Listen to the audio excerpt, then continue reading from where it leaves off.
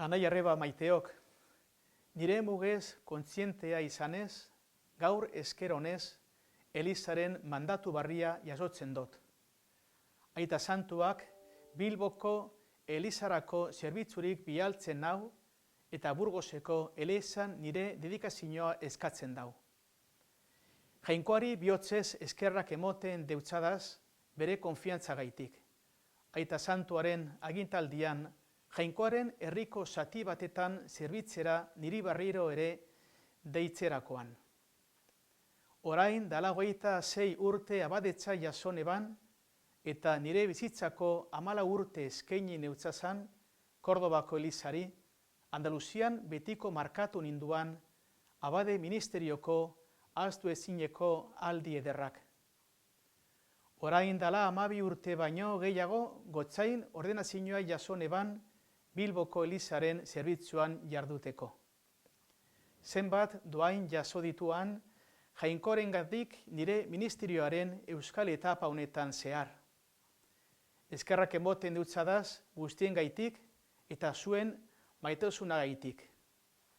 Merezi zenduenaren parean egon ez nazan aldien gaitik barkamena eskatzen deutzuet. Orain aldi barria irekitzen da nire bizitzan, Burgoseko Eliza metropolitano ospetsu eta agurgarria, Gaztelan erromez doan herriko zati batetan, nire arima osoaz, zerbitzari esan nahi dut, gogoz eta maitasunez zainduz. Azaleratzen diran sentimentuak asko dira, baina garrantzitsuena esker honekoa da. Aldi honetan, nire bizitzako urteak eskaini deutsadazan Bilboko Elizarako eskerona. Eta eskerona Burgoseko Elizaren ardura jasoz, barriro ere jaunaren Espainetatik entzuten dodalako.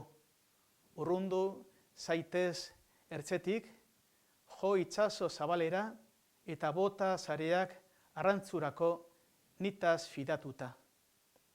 Nire sustraiak Bilboko Eliza maitatuan aurkitzen dira, berton jaio nintzan eta fedearen doain neurrigabea jason eban. Bihotzean eroaten dut eta zinedetasun eta adizkidetasuna bizi-bizirik nebaritzen jarraituko dut.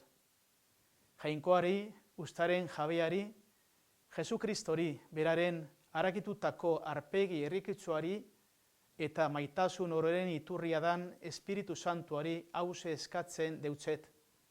Batasunaren eta bakiaren doaina, ondela hasia ereiterako gonbidapen indargarri eta miragarria barriro entzuteko, zer egin evangelizatzaileko goldea hartzeko, hainbeste sufrimendu eragiten dauan pandemiako garai honetan pobreen eta behartzuen zerbitzari izanez. Ama dugu Maria izan deigula lagun itxaropen iturria eta anaitasunezko laguntza izan gaitezan. Jainkoak zuen gainean eta nire gainean bere maitasuna eta bedeinkapena izuri dagizala eskatzen dut. Maitasun handiarekin.